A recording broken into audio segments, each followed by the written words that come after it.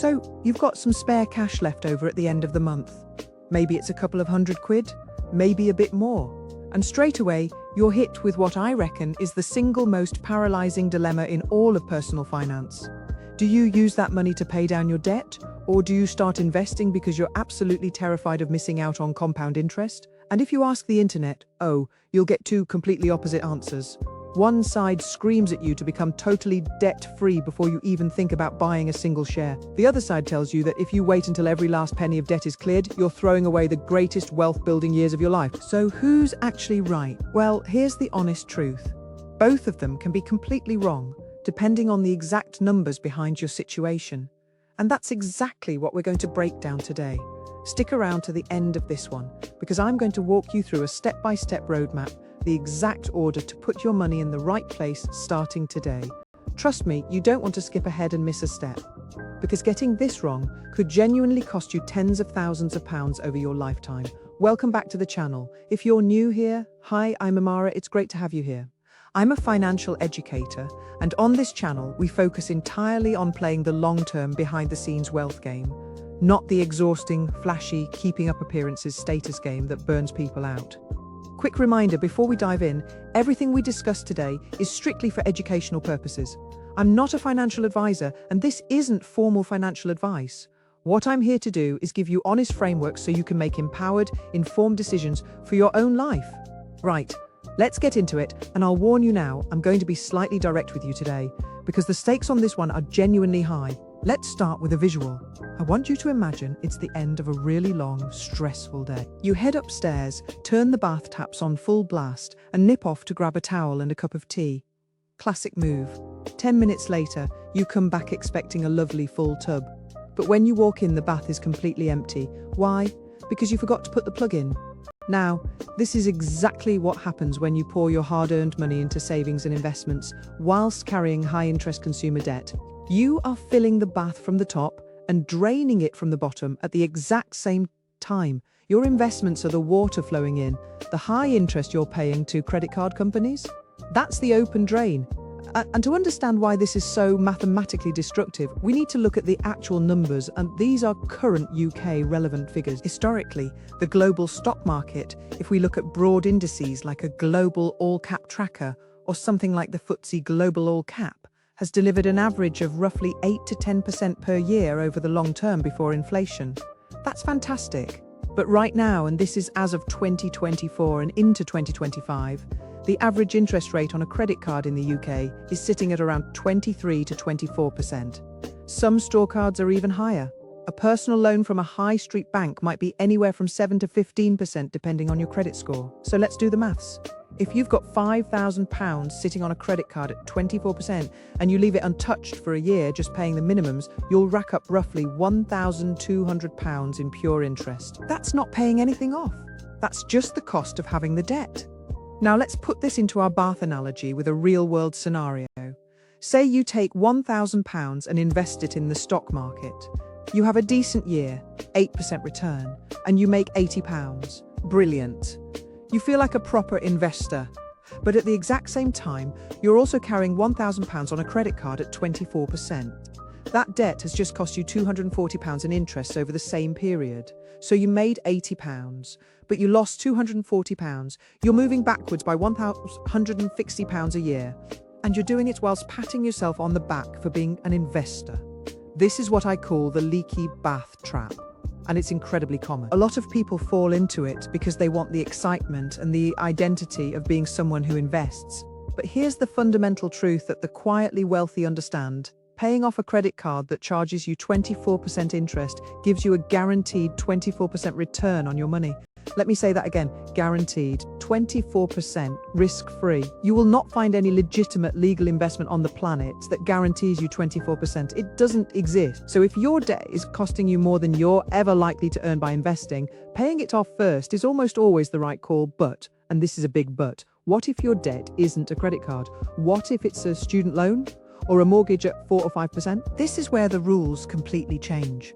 And this is where we need to talk about what I call the two types of debt: anchor debt and lever debt. Stay with me here because this distinction alone could reshape how you think about money. Most people in this country are taught that all debt is bad. Full stop. They see it all as one giant weight dragging them under. And I understand that debt can feel suffocating. But not all debt is created equal, and treating it all the same way is actually a mistake. Anchor debt is exactly what it sounds like. It's a heavy anchor tied to your ankle, pulling you down. This is high-interest consumer debt. Credit cards, payday loans, buy now, pay later schemes like Klarna or ClearPay.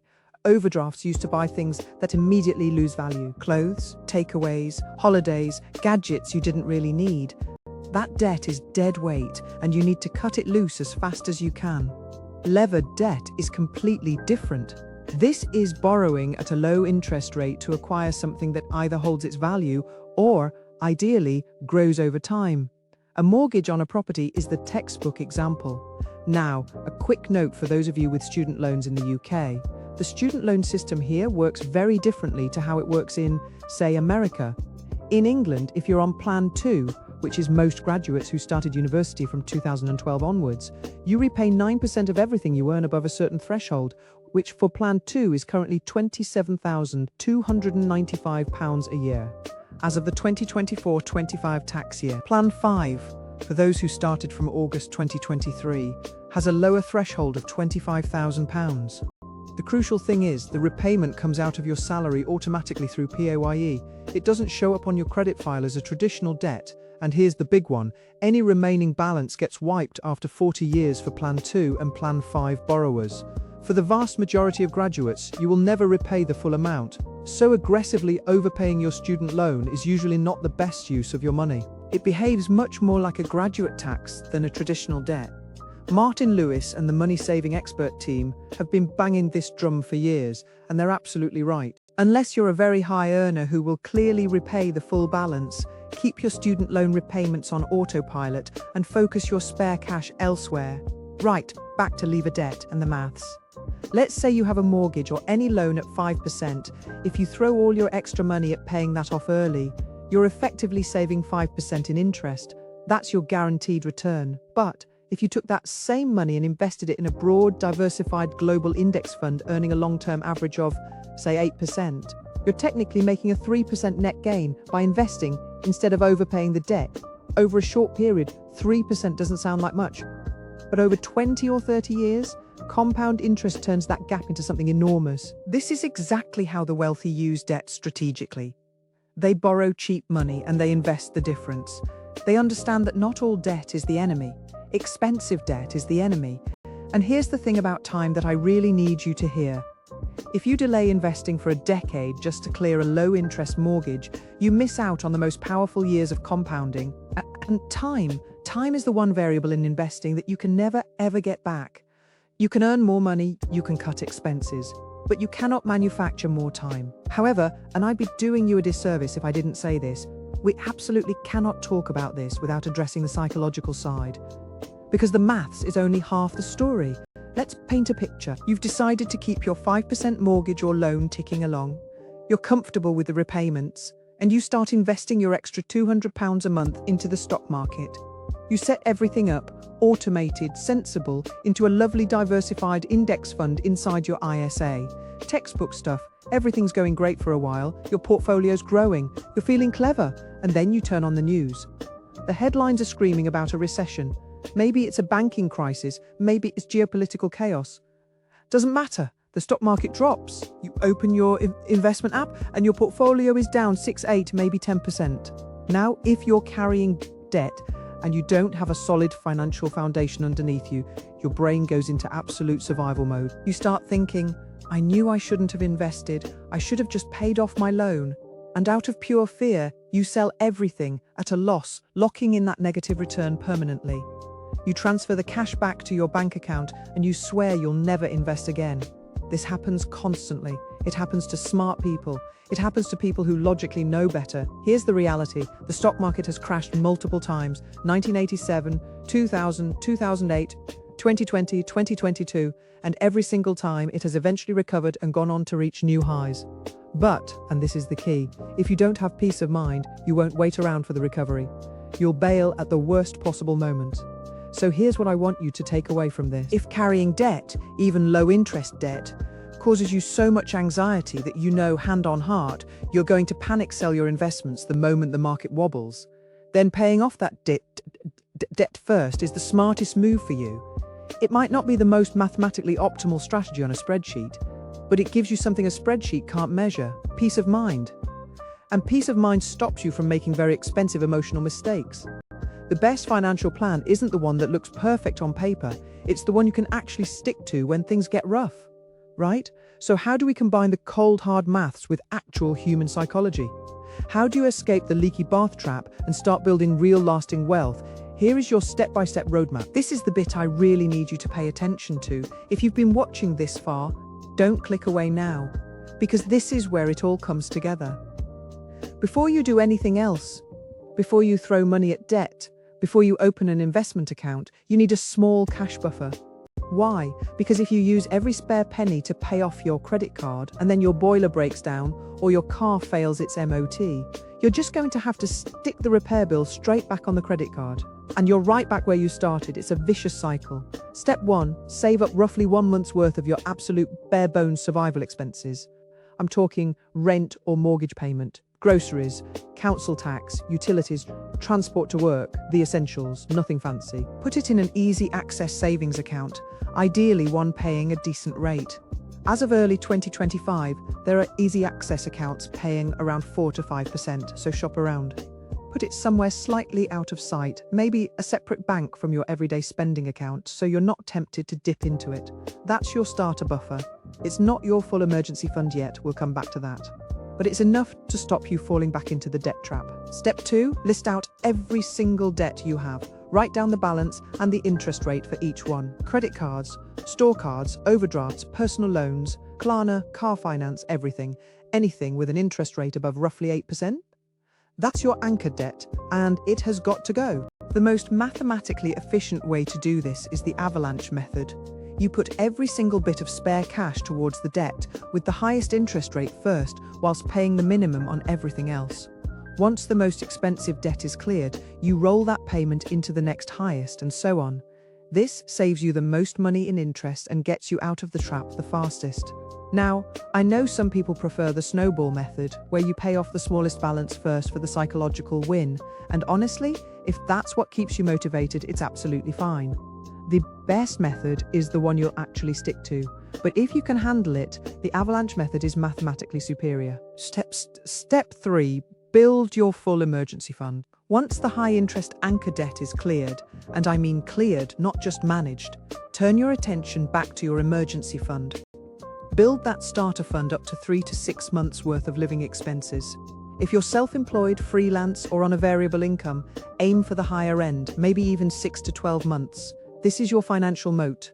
This is the buffer that ensures you will never have to go back into credit card debt again. And, just as importantly, it gives you the emotional stability to ride out the ups and downs of the stock market without panic selling.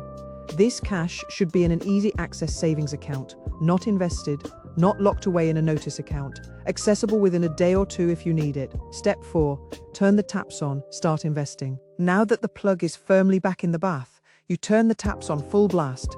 Take the exact same amount of money you were throwing at your anchor debt every month, you're already used to living without it, and redirect it straight into investments. In the UK, the most tax-efficient way to do this for most people is through a stocks and shares ISA. For the 2024-25 and 2025-26 tax years, you can put up to £20,000 a year into ISAs, and everything inside that wrapper, all your gains, all your dividends, grows completely tax-free. You never pay a penny of capital gains tax or dividend tax on it. It is, frankly, one of the best wealth-building tools available to UK residents, and far too many people aren't using it. Inside your ISA, you want to be buying broad, low-cost index funds, something like a global all-cap tracker, which gives you exposure to thousands of companies across the entire world, is a fantastic starting point. Keep the fees low. You're looking for funds with an ongoing charge of ideally under 0.25%. And here's the crucial bit: automate it. Set up a direct debit so your money leaves your account and goes into your ISA on or just after payday. Before you even see it, before you have the chance to spend it on something else. You are no longer relying on willpower. You don't have to sit there every month wondering whether to pay debt or invest. The bad debt is gone. The good debt, your mortgage, your student loan, is being managed comfortably. And your money is out there, working around the clock, compounding quietly in the background, building your future. So let's just recap, because I want this to be crystal clear. If your debt charges more than you'd realistically earn by investing, and for most people, that means anything above about 8%, you pay it off first. That is your guaranteed risk-free return. Put the plug in the bath. If your debt is low interest, a mortgage at 4 or 5%, a student loan on the UK system, the maths generally favours investing alongside it, because over the long term, the stock market has historically outperformed that cost of borrowing. But, and this is important, you have to be honest with yourself about your own psychology. If carrying any debt at all is going to make you panic and sell your investments at the worst possible time, then clear the debt first and invest with a calm mind. The best strategy is one you can stick with. Building wealth is not about being a genius. It's not about picking the right stock or timing the market perfectly. It's about plugging the leaks in your financial life so that your hard work actually translates into freedom. You just have to know which numbers to prioritize, and now you do. Thank you so much for sticking with me today. I genuinely appreciate you spending your time here. If this video helped clarify your next steps and gave you a clearer path forward, do me a favor and smash that subscribe button to join the community. We're building something here, a space full of people who are quietly taking back control of their time and their money. No flashiness, no nonsense, just smart, practical steps towards financial freedom. I'd love to hear from you as well. Drop a comment below and tell me, where are you on the roadmap right now? Are you in the attacking anchor debt phase? Have you just started building your emergency fund? Or are you already in the automated investing stage? I read every single comment and I genuinely enjoy cheering people on. If you found this useful, share it with someone who needs to hear it. A mate, a family member, anyone who's stuck in that should I pay off debt or invest loop? I'll see you in the next one.